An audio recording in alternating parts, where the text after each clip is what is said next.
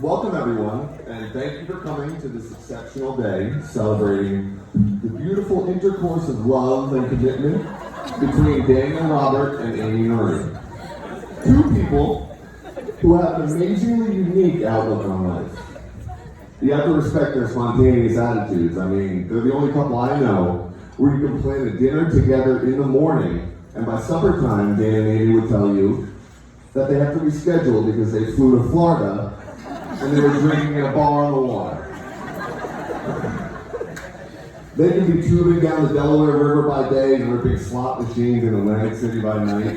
A gorgeous get-up-and-go type couple. It's only right they're hauling ass out of here at the crack of dawn tomorrow for the honeymoon. For those of you I haven't met, my name is Scott, and I am Danny's slightly bigger but much more scared and nervous cousin. I'm only 2 months older than Dan, and neither of us have brothers, just sisters who, while spectacular, to us a little bit stinky, and we quickly formed a brotherly bond, and we grew up simultaneously.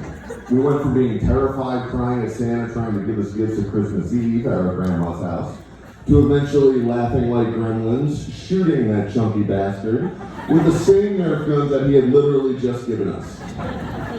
Uncle Willie, I'm sorry if that was you. That was a long time ago.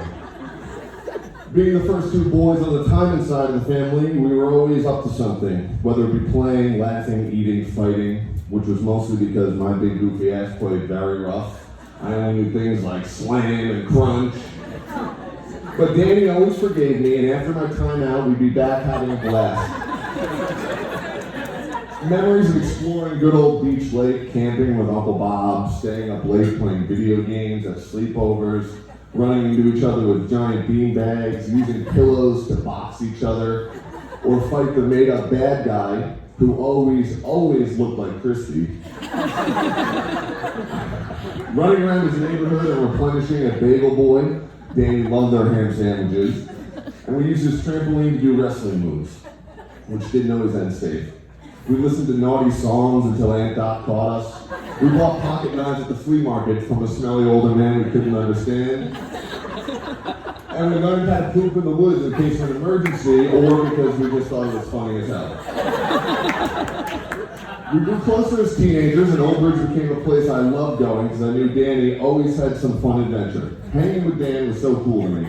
He was the only person who understood my weirdness and gave me comfort knowing at least I'm not the only one they'll make go talk to somebody.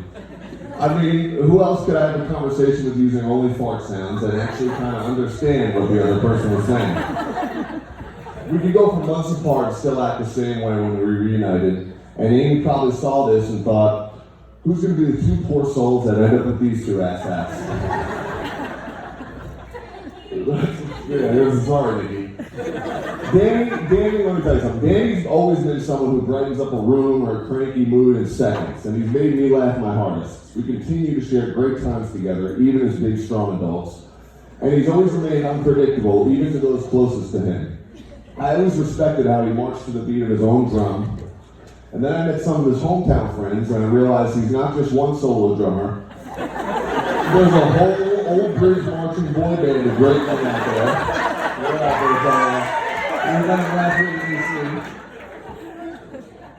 He's a very caring person too.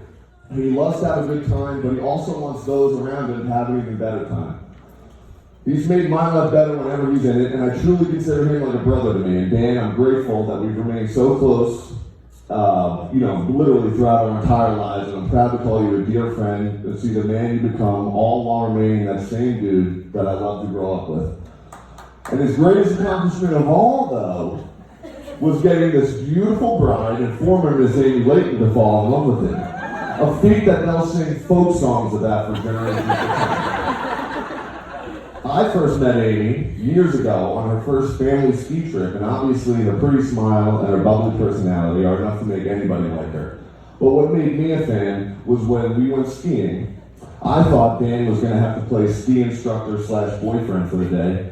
Not that Amy can't ski, but for those of us who have seen Danny ski, the way he skis is just, it's different. But we got to the top and I saw Danny take off with his usual ski like a character in a movie that's never skied before and is barreling downhill, unable to stop or slow down, but at the same time is very good at skiing technique. So I went along with him, and when Amy met us at the bottom, I thought Danny was in big, big trouble. But all she cared about was that Danny had a good time skiing fast with me. From that moment on, I grew to know Amy as a gorgeous, selfless, down-to-earth, sweetheart of a woman who also enjoyed video games, adventures, and even roller coasters. Someone I thought couldn't exist. And even more was that she treated Dan better than I could ever imagine. I saw a side of him I never saw, a side of compassion and love for someone because he knew he struck gold finding Amy. She made him laugh and put a smile on his face without even making one fart sound. Or silly noise. I mean, whenever I'm with Amy, she gives off her joyful positivity. She makes us laugh, makes sure Dan always has food around in case anyone's hungry. I mean, these two get along better than anybody I know. I've seen them drunk and dead sober, no matter what, they're always so happy together doing whatever.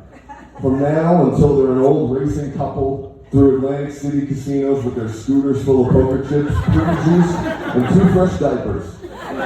Amy, Dan, I love you, and I love you too and who you are. I'm so happy you guys get to have this day together.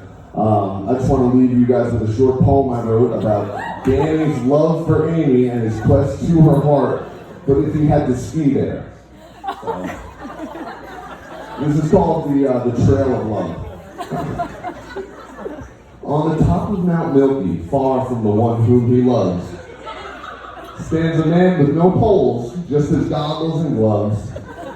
The snow below his skis steep and fast downhill. His boots strapped tight and his pants brown-filled. Is he scared to love, or does he love to be scared? Before he found Amy, he thought nobody cared. But she's alone at the lodge, sipping on a bottle, so he takes off down the mountain, going full throttle. He blows right by other skiers, trying the pizza and the French fry, fearing Amy's down there declining pizza from a French guy. He's a speeding blur now, because there's no time to waste. He sprays a bunch of snow in some 10-year-old's face. Loser! He speeds off. He's numerically flying. Waves to Scott on top the bunny hill, who's hysterically crying. He skis right through the doors and finds his beautiful bride. They sneak away from creepy Frenchman out through the side. They ski off to the sunset, love as strong as a diamond. So let's raise a toast to the great Dan and Amy Time.